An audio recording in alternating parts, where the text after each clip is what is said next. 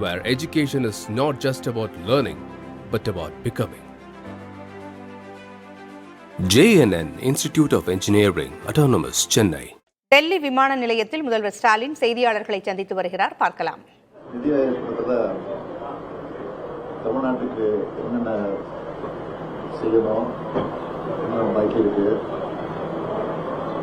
அப்படின்னு ஒரு பட்டியல் போட்டு அந்த நிதி ஆயோகத்தில் பேசியிருக்கேன்.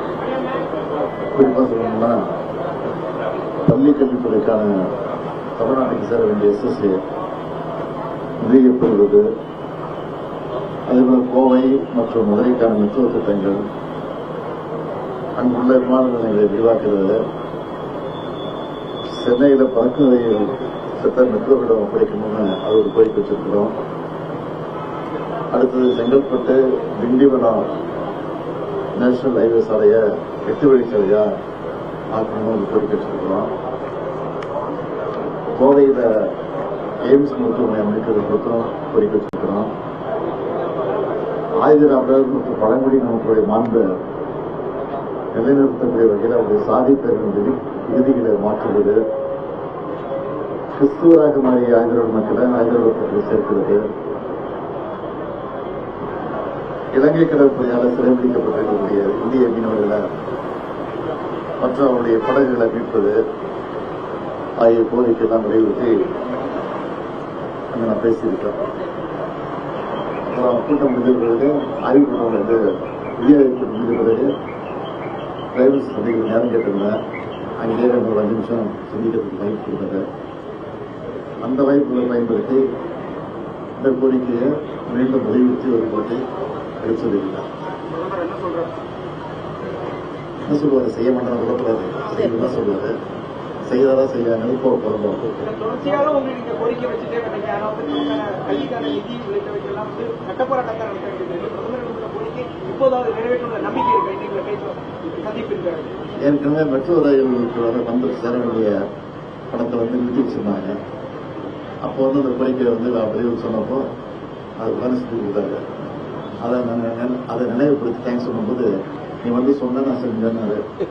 இது மாதிரி இப்போ சொல்லி எதை செய்யுங்கன்னு சொல்லிட்டு நம்பிக்கையோடு இருப்போம். நீதிமன்றம் கடும் கண்டனத்தை முன்வச்சிருக்கு. எதிர்கட்சிகள் ஆளும் மாநிலங்கள் எதிர்கட்சி தலைவர்கள் மீதான ஒரு கடுமையான போக்கை அமலாக்கத்துறை மூலமா மத்திய அரசு எடுத்துட்டு வருதுன்னு குற்றச்சாட்டு நீங்க எப்படி முன்வச்சிருந்தீங்க. அந்த ஒரு கருத்து நீங்க எப்படி பாக்குறீங்க? தலைமை நீதிபதியுடைய ஒரு கருத்துக்கள் அமலாக்கத்துறை நியாயமான கருத்து தான். நீதிபதி சொல்றது நீங்க நியாயமான தீர்ப்பு தான் சொல்லியிருக்காரு. அதெல்லாம் இருக்கு.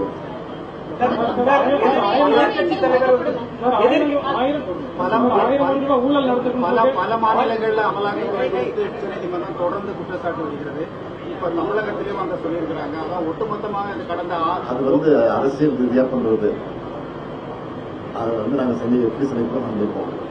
எதிர்கட்சி தலைவர் நீங்க டெல்லி வந்த பயணத்தை வந்து விமர்சித்திருந்தாரு. ஆனால் அதே அதிமுகவுடைய ஒரு பிரிவினரை கூட புகழேந்தி அவர் தெரிவிக்கிறார்.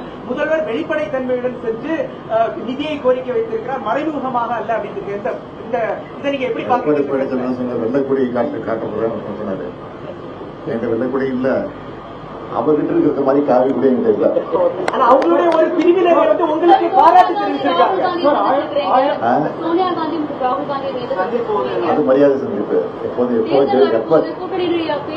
எப்ப டெல்லிக்கு வந்தாலும் அவங்க சந்திக்காம போறதில்லை. அதே அடிப்படையில் சந்திச்சிருக்கேன். அதே நேரத்தில் அரசியல் பேசணும் இல்லைன்னு சொல்லுங்க. 1000 கோடி ரூபாய் ஊழல் நடந்ததுன்னு அமலாக்கத்துறை சொல்லியிருக்காங்க. கடல் கோயிலையும் 5000 கோடி ரூபாய் ஊழல் நடந்ததுன்னு சொல்லி ஒரு குற்றச்சாட்டு சுமைக்கப்பட்டிருக்கு. அதெல்லாம் குத்தராட்டம், பொய், தேவையில்லாம பிரச்சாரம் பண்ணிட்டு இருக்காங்க. மருத்துவ அந்தந்த துறையோட அமைச்சர் வந்து அப்போ மறுத்துட்டு தான் இருக்கிறாங்க. இருந்தாலும் திட்டமிட்டு செய்யறாங்க. தேர்தல் இருக்கிறத அதிகம் செய்வாங்க. அதெல்லாம் சந்திப்பு தயாரா இருக்கும்.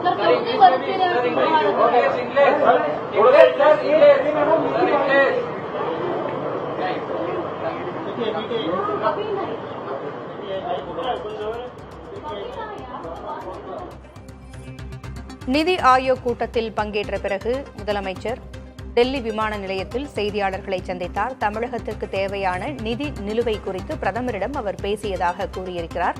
தமிழகத்திற்கு தேவையான பல்வேறு நலத்திட்டங்களை அமைக்க வேண்டும் என்றும் அவர் கூறியிருக்கிறார். குறிப்பாக செங்கல்பட்டு திண்டிவனம் 8 வழிச்சாலை அமைக்க வேண்டும், கோவையில் எய்ம்ஸ் அமைக்க வலியுறுத்தப்பட்டதாகவும் அவர் கூறியிருக்கிறார். அதேபோல இலங்கை கடற்படையால் மீனவர்கள் கைது செய்யப்படுவதும் படகுகள் அபகரிக்கப்படுவது தொடர்பாகவும் பிரதமரிடம் அவர் பேசியதாக கூறியிருக்கிறார்.